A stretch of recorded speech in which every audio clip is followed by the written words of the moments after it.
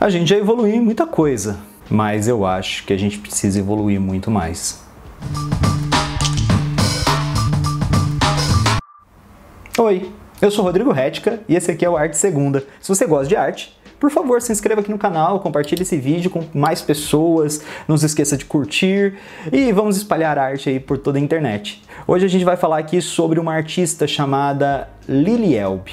Eu, quando estava pesquisando para falar sobre a Lili, eu fiquei um pouquinho chateado, mas eu quero falar sobre essa chateação com você mais lá pro final do vídeo. Antes eu quero apresentar quem é essa artista que ficou mundialmente famosa como uma das primeiras mulheres a passarem pelo processo cirúrgico de readequação de sexo, mas pouca gente fala sobre quem foi a artista Lili Elbe. E é isso que eu queria destacar aqui. Lili nasceu em 1882 em Vielle, lá na Dinamarca. Ela estudou artes na Academia Imperial Dinamarquesa de Belas Artes e foi lá que ela conheceu a sua esposa Gerda. A Lili, gente, ela tem um estilo artístico que carrega uma coisa do pós-impressionismo.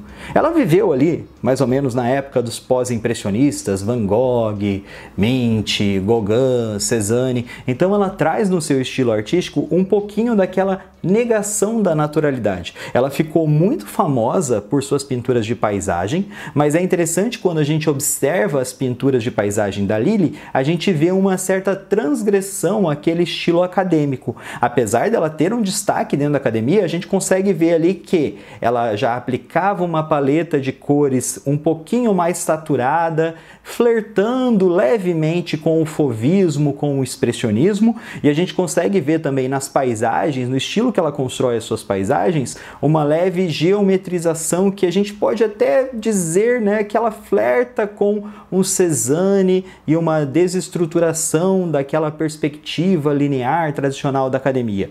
Então a Lili, ela tem um trabalho que é inovador em alguns aspectos, porém ele não é transgressor como os artistas de vanguarda. Afinal, ela era uma artista acadêmica e, como eu falei, ela tinha um reconhecimento muito grande dentro da academia. Tanto que em 1907 ela ganhou uma condecoração dentro da própria Academia Dinamarquesa de Belas Artes.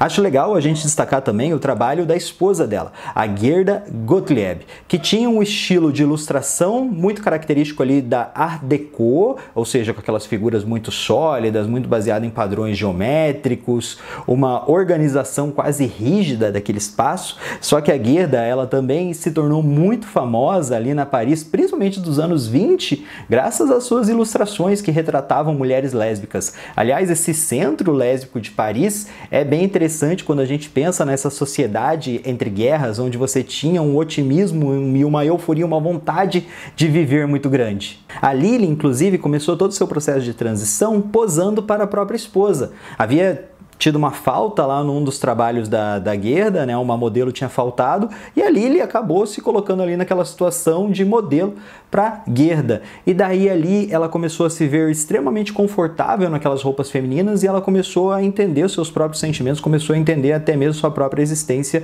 ali dentro daquele processo. Uma coisa bem interessante desse casal é que a Gerda, ela sempre apoiou a Lili, elas viveram durante um tempo como um casal lésbico, e quando a Lili resolveu buscar uma readequação cirúrgica para sua situação, para sua própria vida, a Gerda deu total apoio e elas ficaram viajando pela Europa tentando entender como fazer todo esse procedimento. E aí tem uma parada meio bizarra assim, que a Lili, ela foi taxada muitas vezes como histérica por alguns médicos e outros falaram que ela sofria de distúrbio de homossexualismo e falaram que não tinham nada que pudessem fazer, não tinha como transformar um homem em uma mulher e taxavam ela das maneiras mais escrotas possíveis. Até que lá por volta de 1930 elas encontraram com o médico Magnus Hirschfeld, que além de ser médico, ele era também um sexólogo e ele era um grande estudioso e ativista sobre a homossexualidade, entendendo que a homossexualidade não seria um distúrbio, mas sim um traço de personalidade. Ele já tinha uma discussão científica muito grande sobre sexo, sobre gênero e sobre até mesmo a transexualidade. O Magnus, ele também era muito perseguido ali dentro da Alemanha, porque a gente estava tendo o crescimento desse nazismo, desse ultranacionalismo alemão, E ele colocava que toda a ciência nazista, aquela ideia de uma supremacia branca, não tinha fundamento científico nenhum. Aquilo tudo era pseudociência. Isso daí deixava os nazistas possessos. Tanto que o próprio Magnus ele acabou perdendo a sua nacionalidade alemã, ele virou persona não grata, as clínicas dele acabaram sendo incendiadas e grande parte do trabalho dele acabou sendo enterrado em uma perseguição contra a ciência muito forte que teve nessa Alemanha nazista.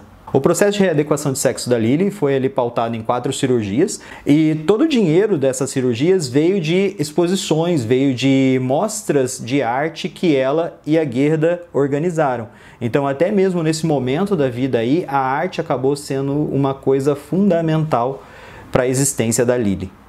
Lili é considerada a primeira mulher a passar pelo processo cirúrgico de readequação de sexo, é considerada a segunda mulher a passar pela vaginoplastia e em 1930 teve sua identidade reconhecida legalmente. Ela teve seus documentos, inclusive passaportes, com o nome de Lili. Só que com essa readequação nos seus documentos, ela teve o seu casamento anulado. Então ela e a Gerda começaram a seguir caminhos diferentes. A própria Lili, ela começou a ter um caminho diferente dentro da sua própria arte. Isso se refletiu na sua arte. Por quê? Porque a Lili tinha um entendimento de que a arte que ela produzia antes do processo de transição era fruto também daquela persona masculina que ela carregava. Então, quando ela começou a passar pelos processos cirúrgicos, ela também abandonou a pintura. Tem até uma passagem bem interessante que ela escreveu sobre isso. Não quero ser artista, quero ser mulher. Portanto, tenho que desligar a criatividade artística da minha vida. Não posso continuar criando como o artista masculino que costumava ser. Nesse processo todo de transição, a Lili ela acabou, como eu tinha dito, seguindo um caminho. Ela conheceu lá um comerciante de arte, eles começaram a ter o relacionamento. A Gerda também se abriu a novas possibilidades de relacionamento depois da dissolução do casamento, também seguiu sua vida. Só que, infelizmente, em 1931, a Lili se submeteu a um transplante de útero, que era uma cirurgia extremamente experimental. O corpo dela acabou rejeitando o útero, ela teve uma infecção muito severa e acabou morrendo em decorrência dessa cirurgia. E agora, retomando lá o comecinho do vídeo, quando eu falei sobre as questões que eu fiquei chateado quando eu estava estudando sobre a Lili. Eu fiquei muito chateado porque quando eu fui estudar sobre a Lili, muitos sites colocavam a Lili como Lili. Como se Lili Elbe não fosse o nome dela, como se fosse um pseudônimo. Muitos sites colocavam o nome de registro dela como nome real, digamos assim, conhecida como Lili Elbe. Gente, não é assim que funciona. Tratar uma pessoa trans dessa maneira é ser extremamente transfóbico. O nome dela é Lili Elbe, não é um pseudônimo, não se usa aspas para nome. E sites acadêmicos, estudos acadêmicos falando sobre ela. Isso é mais bizarro. Ou então sites que utilizavam artigos masculinos para se referir a ela. O pintor fulano de tal, conhecido como Lili Elbe.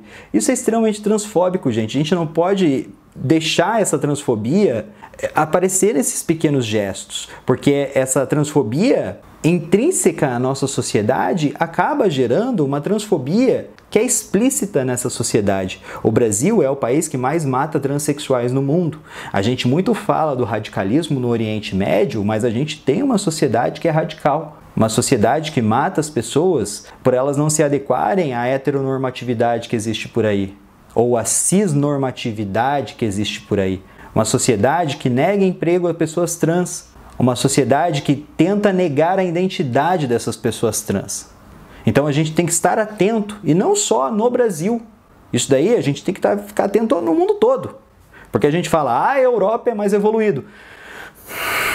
A Hungria está passando por um processo de recrudescimento aí de direitos. Estão tirando os direitos de pessoas transexuais. Então não adianta a gente pensar assim que a gente tem um direito garantido, que isso vai ser para sempre. Não é assim que funciona. A gente tem que estar sempre atento a todas essas situações. E no meio da arte isso é mais tranquilo. As pessoas, quando são artistas, elas não são transfóbicas, não são homofóbicas, não são racistas. Não é mesmo J.K. Rowling? Então em qualquer setor da sociedade a gente vê essa transfobia. Então, em qualquer setor dessa sociedade, a gente vê essas agressões aos corpos trans, que são marginalizados. Então, a gente tem que ficar atento a isso.